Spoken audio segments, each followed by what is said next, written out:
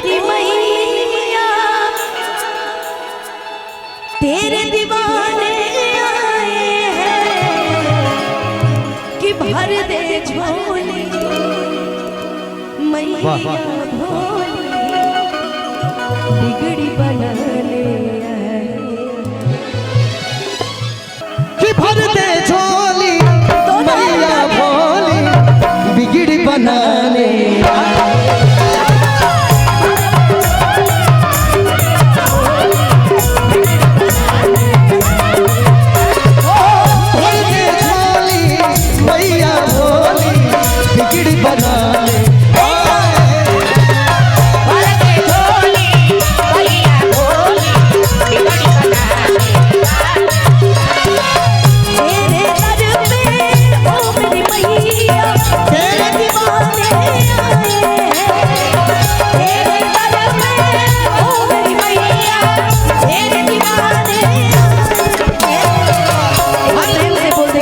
दरबार की।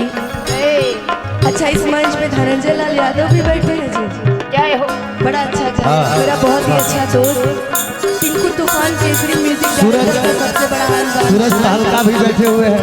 बहुत प्यारा, ये मेरे बचपन के मित्र हैं और ये भी मेरा मित्र है। वाह वाह। तई हमरे लगा ही खेला करेला तई हमरे लगावेला बनना मैया भोली बिगड़ी बनाने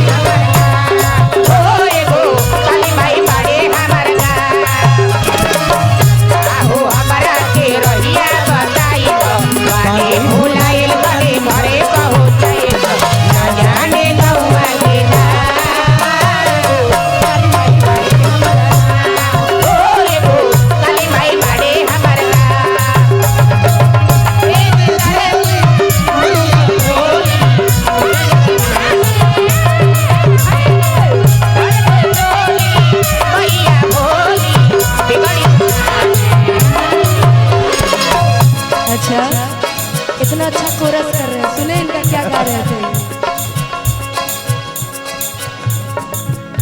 तेरे घर पे माँ भिखारी भी धनवान हो जाए, निर्बल शक्ति पाके माँ बलवान हो जाए।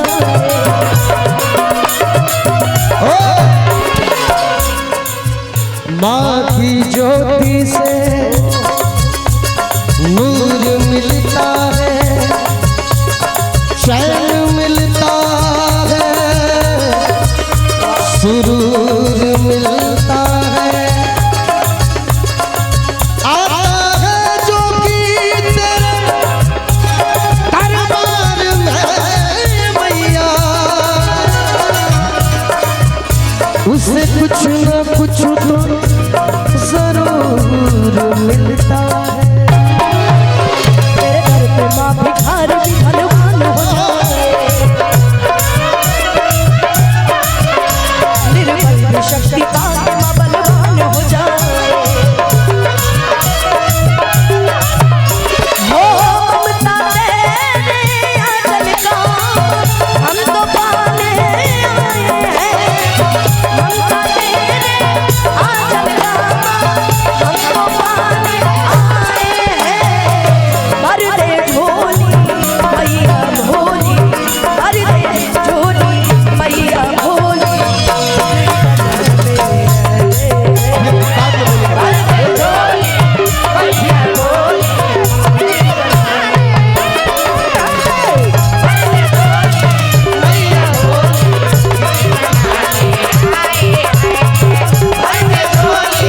मैया भोली। प्रेम से बोल दीजिए सच्चे दरबार की।